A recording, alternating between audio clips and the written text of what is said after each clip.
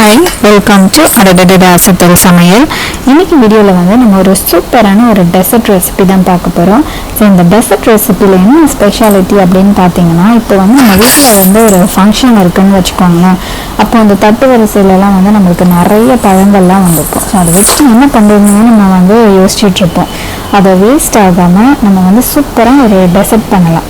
So இந்த dessert வந்து ரொம்ப சிம்பிளான ஒரு டெசர்ட், ஆனால் சாப்பிட்றதுக்கும் பார்க்குறதுக்கும் வந்து ரொம்ப ரிச்சாக இருக்கும். இப்போ நம்ம இந்த டெசர்ட் செய்ய தேவையான பொருட்களை பார்த்துடலாம். நான் வந்து இங்கே 5 வகையான பழங்கள் எடுத்திருக்கேன். ஆப்பிள், அதுக்கப்புறம் வந்து வாழைப்பழம், திராட்சை, மாதுளைப்பழம், அதுக்கப்புறம் வந்து ஆரஞ்சு. இது எல்லாத்தையும் வந்து சின்ன சின்னதாக நறுக்கி வச்சுருக்கேன். அதுக்கப்புறம் வந்து கண்டென்ஸ்டு மில்க் எடுத்திருக்கேன். அதுக்கப்புறம் ஐஸ்கிரீம். இப்போ நம்ம இதை எப்படி செய்கிறதுன்னு பார்த்துடலாம். நான் வந்து எல்லா பழத்துலேயும் வந்து 2 பழம் எடுத்திருக்கேன். நான் இப்போ வந்து ஒரு பவுல் எடுத்துக்கிட்டு எல்லா பழத்தையும் வந்து நம்ம இந்த பவுலில் போட போகிறோம். மாதுளைப்பழம், ஆரஞ்சு, ஆப்பிள்,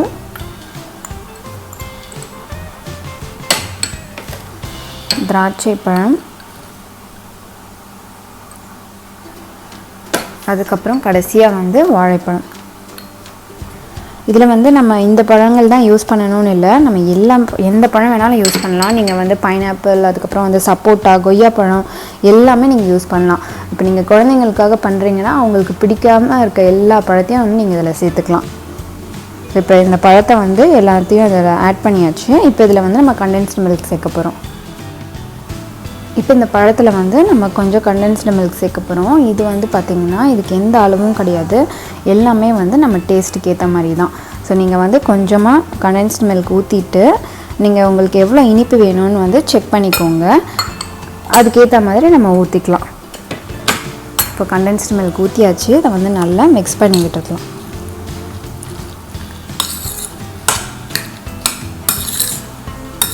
நீங்கள் கொஞ்சம் டேஸ்ட் பண்ணி பார்த்துட்டு இன்னும் கொஞ்சம் இனிப்பு வேணும்னா நீங்கள் இன்னும் கொஞ்சம் கண்டென்ஸ்டு மில்க் வந்து சேர்த்துக்கலாம்.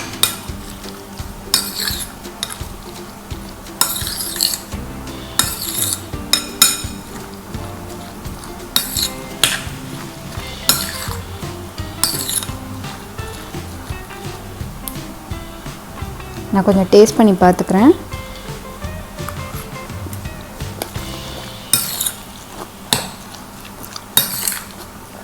நான் வந்து இன்னும் கொஞ்சம் கண்டென்ஸ்டு மில்க் சேர்க்க போகிறேன்.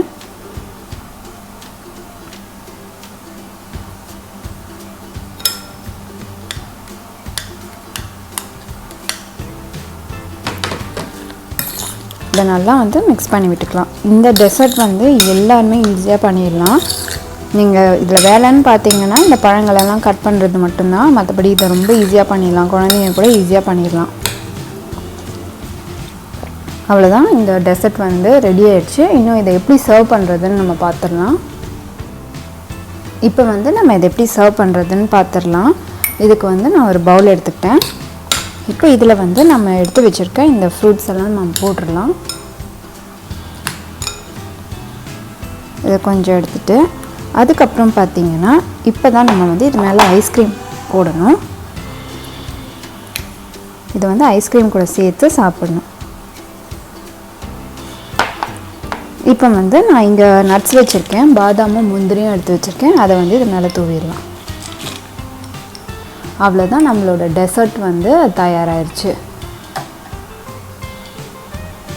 இது வந்து ரொம்ப ஈஸியாக பண்ணிடலாம், ரொம்ப டேஸ்டியாக இருக்கும். நீங்களும் உங்கள் வீட்டில் வந்து ட்ரை பண்ணி பாருங்கள்.